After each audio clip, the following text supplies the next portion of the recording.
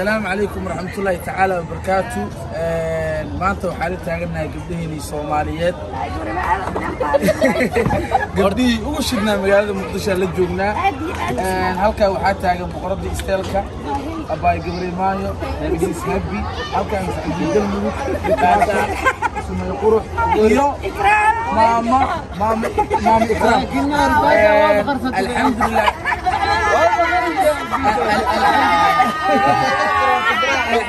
الحمد لله على كل حال عاو waxaa ku faraxsanahay inay dhamaantood isku calulfayo yihiin ay dhamaantood heshiis yihiin taasna waxaa guul ka gaaray ayaga qalbiyadooda inay qalbiyo nadiif ay leeyihiin waxaan leeyahay waa mahadsantihiin anaga laga soo tagay